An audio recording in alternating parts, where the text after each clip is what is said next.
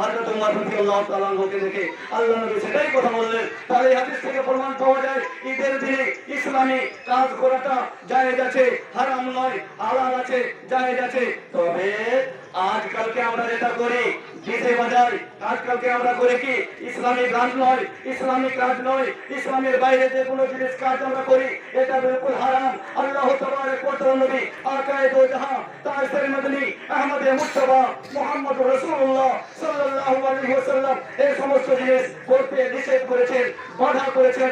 আল্লাহ তাবারক ওয়া তাআলা নবী আকায়ে দো জাহান বলছেন কি ইন্নাল্লাহা হারামা আলাইকুম, আল্লাহ তাবারক ওয়া তাআলা নবী বলছেন নিশ্চয়ই তোমাদের উপরে হারাম করে দেওয়ানো হয়েছে কি আল খামরু, শরাব নশি করা, শরাব পান করা, মদ পান করা। আর ঈদের দিনে বেশিরভাগই আমরা মদ পান করি, মদ পান করে আল্লাহ পাক সেটাকে হারাম করেছেন। ইন্নাল্লাহা হারামা আলাইকুমুল খামর ওয়াল মাইসির, আল্লাহ তাবারক ওয়া তাআলা নবী খামর মানে শরাবকে হারাম করেছেন, ওয়াল মাইসির জুয়া খেলাকে আল্লাহ তাবারক ওয়া তাআলা নিষেধ করেছেন, মানা করেছেন, হারাম করেছেন।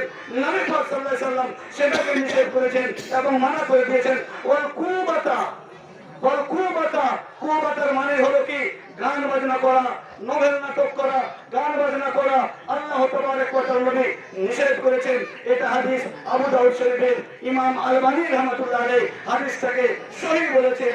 ইমাম আলবানী রাহমাতুল্লাহ যিনি বিশ্বের একটা বড় আলিম, উনি অনেক বই পুস্তক লিখেছেন হাদিসের সম্পর্কে, উনি লিখে গেছেন, উনি বলছেন হাদিসটা বিলকুল সহিহ। এটা হাদিস আবু দাউদ শরীফের ভিতরে আছে। তাহলে কিভাবে আমরা ঈদের দিনে কি করে শরাব নশি করে, কিভাবে আমরা ঈদের দিনে আমরা জুয়া খেলি, কিভাবে আমরা ঈদের দিনে অন্যায় কাজ করি, কিভাবে আমরা ঈদের দিনে গান বাজনা করি, কিভাবে আমরা ডিজে বাজাই, কিভাবে আমরা অন্যায়ের পথে আমরা যাই, এটা করাটা জায়েজ নয়। আল্লাহ পাকের নবী ইন্নাল্লাহা হারামা আলাইকুম, আল্লাহর নবী বলেছেন এইগুলো জিনিস করাটা হারাম, হারাম, হারাম।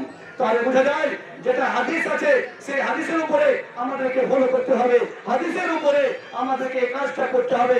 যেটা হাদিস আছে সেটাকে আমরা মানি না, যেটা হাদিসে নাই সেটাকে বেশি ভাগে মানছি, সেটাকে বেশি ভাগে আমরা করছি, এটা করাটা কিন্তু জায়েজ নয়।